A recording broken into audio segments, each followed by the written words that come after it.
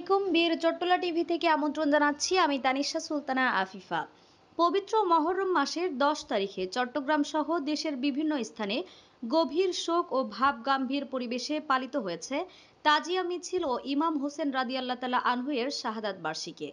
এ দিনটিকে কেন্দ্র করে শিয়া সম্প্রদায় সহ নানা শ্রেণী পেশার মানুষ কারবালার বিয়োগান্ত ইতিহাস স্মরণে অংশ নেন শোকের মাতমে। হাতে নিশান, বুকে শোকের প্রতীক ধারণ করে হাজারো মানুষ অংশ নেন মিছিলে।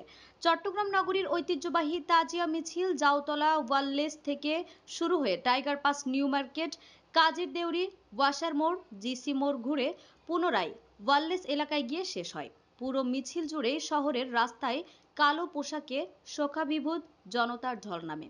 হাতে হাই হোসেন, হাই আব্বাস লেখা পতাকা, মুখে শোকের স্লোগান আর বুকে মাতম করতে করতে হাজারো মানুষ স্মরণ করেন কারবালার শহীদদের আত্মত্যাগ।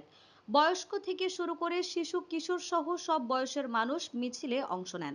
অনেকেই বুক চাপড়ে মাতম করেন এবং চোখে অশ্রু নিয়ে ইমাম হোসেন রাদিয়াল্লাহু তাআলা আনহু এর আত্মোৎসর্গের স্মৃতি ধারণ করেন হৃদয়ে। নিরাপত্তা ব্যবস্থা ছিল সর্বোচ্চ পর্যায়ে। মহানগর পুলিশ মোতায়েন করে অতিরিক্ত আইন শৃঙ্খলা বাহিনী, ট্রাফিক পুলিশ এবং স্বেচ্ছাসেবক দল। এছাড়া প্রাথমিক চিকিৎসা ও জরুরি সহায়তার জন্য বিভিন্ন পয়েন্টে চিকিৎসা বুথ স্থাপন করা হয়, যা ছিল প্রশংসনীয়।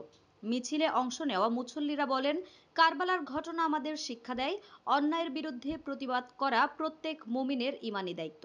হোসেন রাদিয়াল্লাহু তাআলা আনহু কেবল একজন ব্যক্তি নন, তিনি ন্যায়ের প্রতীক, আমাদের আদর্শ।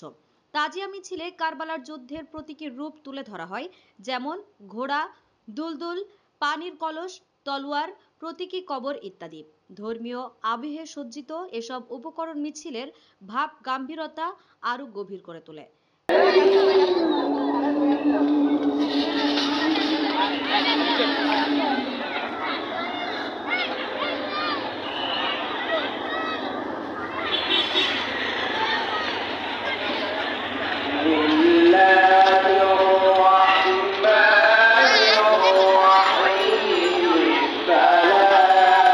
আমাদের আরো আপডেট নিউজ পেতে চোখ রাখুন বীর চট্টলা টিভিতে। ফেসবুকে ফলো, ইউটিউবে সাবস্ক্রাইব করুন।